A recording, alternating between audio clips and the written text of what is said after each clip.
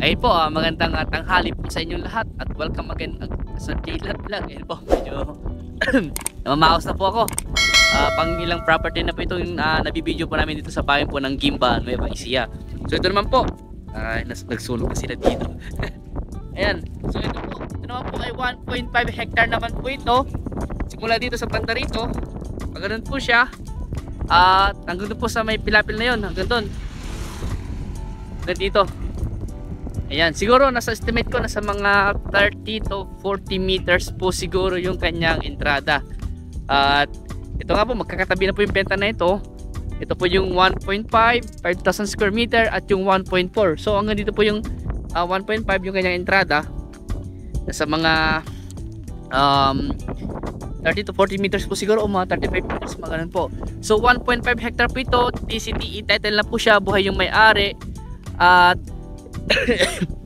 nakaalong barangay road 2 lane at ilang metro lang po ang layo po niya o isang kilometro lang po siguro o mahigit isang kilometro po ang layo po niya sa National Highway Pangasinan.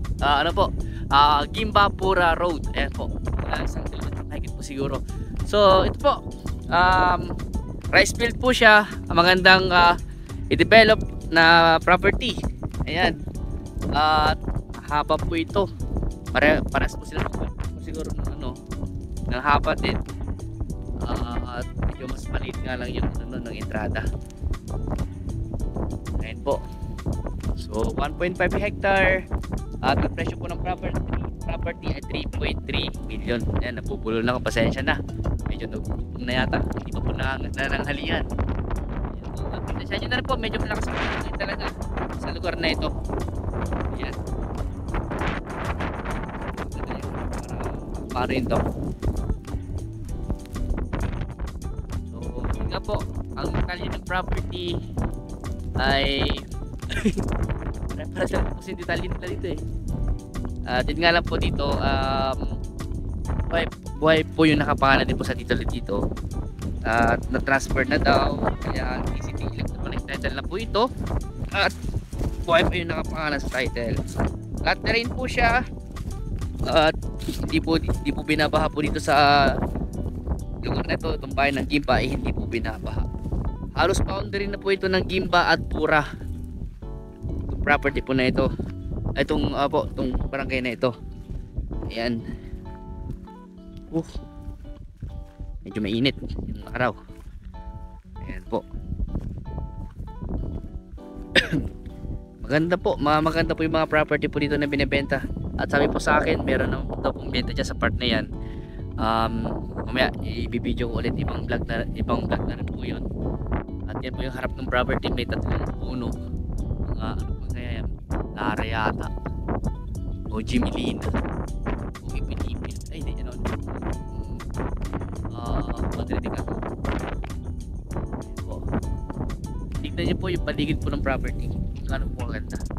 Halos lahat po dito ay bukirin po. Kaya pwede kayo magtanim ng po dito. Mga gusto nyo itanim, palay, mais, mga gulay, sibuyas, ganyan po. Pwede po tanim dito. Mga fruit bearing trees, pwede rin po. Siguro mga dalawang siguro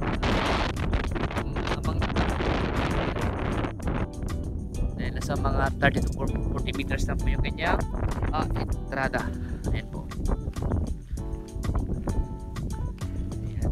Maganda po siya i-develop. Pwede nyo pong gawing resort or pwede nyo pong gawing bodega, ganyan, or ano pa magandang gawin dito sa mga ganitong mga property. Pero depende pa rin po sa inyo yan kung ano po yung gusto nyo gawin. Sakaling kayo po makabili sa property po nito. At yun nga po, kami po mga ahente ay tutulong po sa inyo para matransfer po ang title sa pangalan po na makakabili.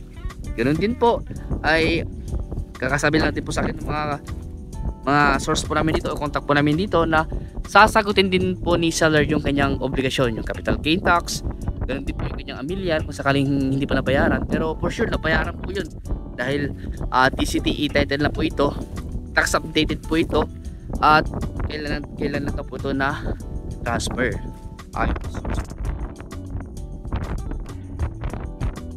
estimate kong yearly po siguro nito sa Amilar, mga nasa kulang-kulang 1,000 o mga nasa 1,000 na rin po siguro per year po niya. Dahil ito naman po ay agricultural, wala naman pong develop dito dahil wala na pong nakadeclare siguro to na residential dahil wala na pong bahay dito. Talagang ano po ito, tawag dito, agricultural, rice field, and siguro ang classification po dito unirrigated resident siguro. Pero depende pa rin po yun. Pag tayo po ay nag-request po ng tax declaration, makikita po natin yung classification po ng property, ganito po yung kanyang market value, assessed value. Yung zonal value po, nakadepende po yan sa BIR. Makikita po natin sa kanilang website kung magkano yung zonal value dito. Siguro estimate ko na sa mga 100 per square meter po siguro o mahigit. Yan. Pero depende, yun nga po, sabi ko sa inyo, depende rin po sa kanyang classification kung ano nakadeclare. Kung ang tawag dito, kung may nakalagay na road, iba rin po yun yung computation kung sakali may nakadeclare na road sa tax declaration po niya. Pero yun po sinasabi ng iba na yun nga, para mababaan daw yung kanyang capital gain tax, yun nga, gagamit daw po ng undervalue. Tama naman po yun, pwede na po tayong gumawa ng undervalue, pero meron po tayong zonal value. Kumbaga yung undervalue is makakatulong na lang din po sa transfer of title, ganoon din po sa para ano naman po, para i-ano natin, mai-pantay natin sa zonal value kung sakali po.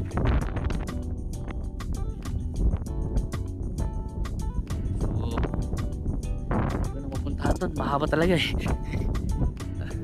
Wala po sa gitna, pero inihingal na po ako. Ayan. So ayan po, wala na akong masabi dahil konti lang na kasi na yung detalye ng property. Ang maganda po na ito, ganito na po gagawin natin dyan para mas maganda. Ayan po, puntahan na lang po natin ang personal property po ng personal at appreciate kung ano kaganda ng property ito kung sakaling gustuhan nyo at kung gusto nyo kausapin yung mismo may-ari, kung gusto nyo i-negotiate yung price, i-negotiate po natin dahil kami po kayo pong ahente ay kami pong ano po, may mga ahente sa may mga sa team realtors po ay nakadepende pa rin po kami kung ano yung usapan nyo po ni seller at buyer and seller. Yan, dahil meron po sila ibibigay sa amin 5%, hindi na po kami nag-OP. Ayan, para mabilis may benta lang po. Ayan. Minsan nag-OP naman po kami kasi ganito po siyan.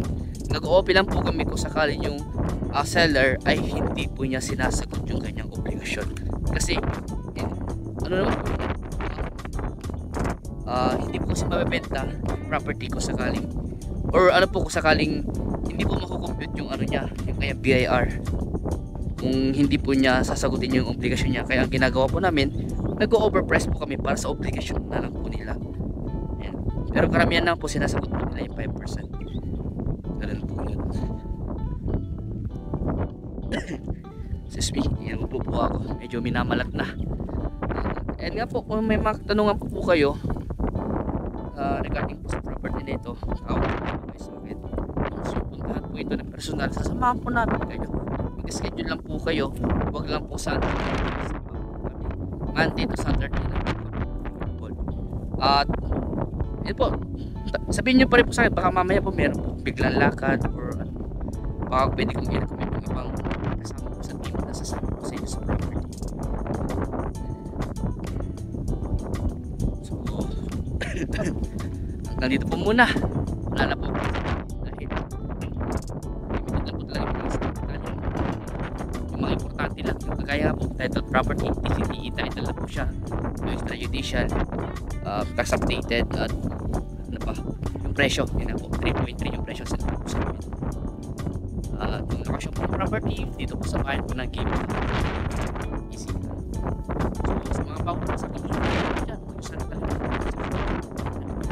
and para ma-update kayo sa mga pinablog ko yung mga property.